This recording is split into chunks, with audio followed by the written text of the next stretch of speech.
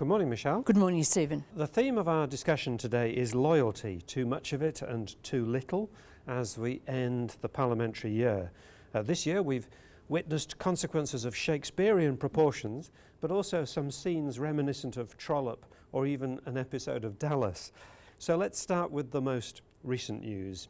Ian Macfarlane, the industry minister in the Abbott government who'd been a loyal supporter of Malcolm Turnbull, was dropped from Turnbull's cabinet when Turnbull became Prime Minister and has now defected to the Nationals.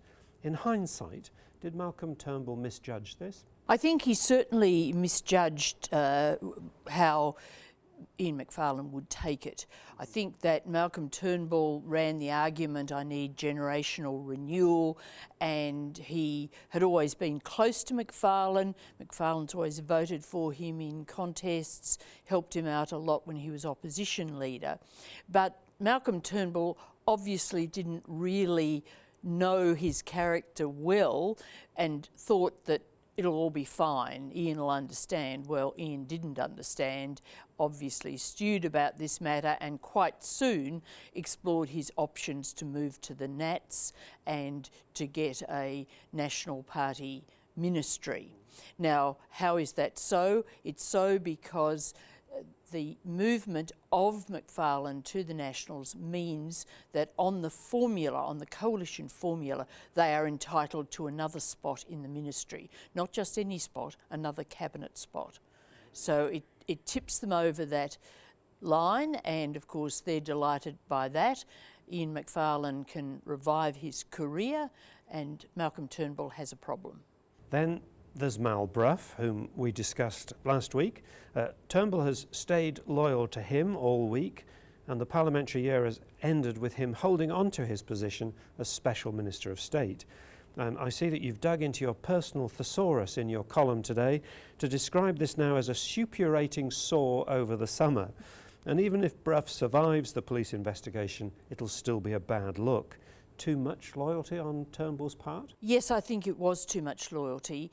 Brough was one of those who supported him in the coup and helped with the numbers.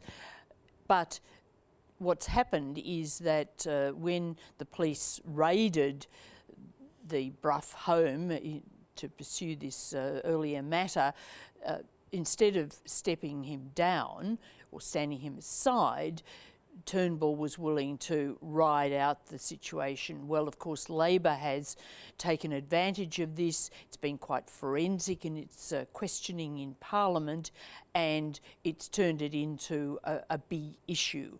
And now Turnbull, having decided to stand by Brough until the outcome of this police inquiry, really can't do much about it because he can't sort of change horses in midstream and say, well, stand aside, Mal. Well, we've had a year of it. Tony Abbott stayed loyal to Peter Credlin to the end, and for too long to Bronwyn Bishop, which in both instances cost him dearly. And now the organising theme in Tony Abbott's recent behaviour seems to be a claim of disloyalty towards him by key figures such as Julie Bishop. Has he too misjudged the balance required between loyalty and cutting people loose?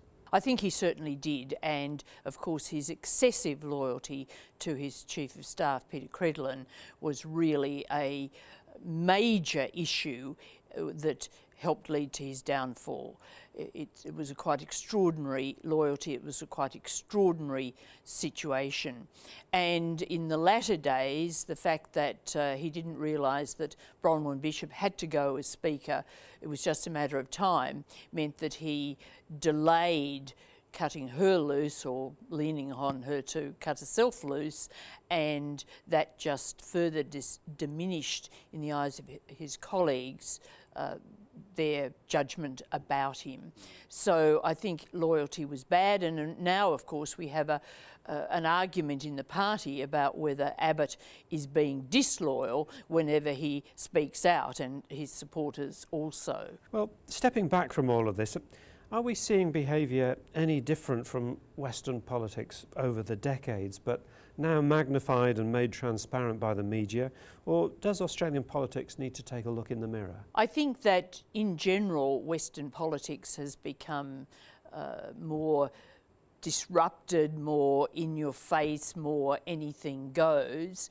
But in terms of Australia, we have been going through a particularly rough patch. There's no doubt about that in the last 6, 7, 8 years. And I think that many people see the ascendancy of Malcolm Turnbull as an opportunity to go back to calmer times. Now, you might say that these events that we've seen in recent days show a certain volatility and disruption and so on, but they do seem to me more in the normal course of politics. You've always had the odd ministerial scandal, you've always had tensions between various factions within a party or within the coalition or whatever.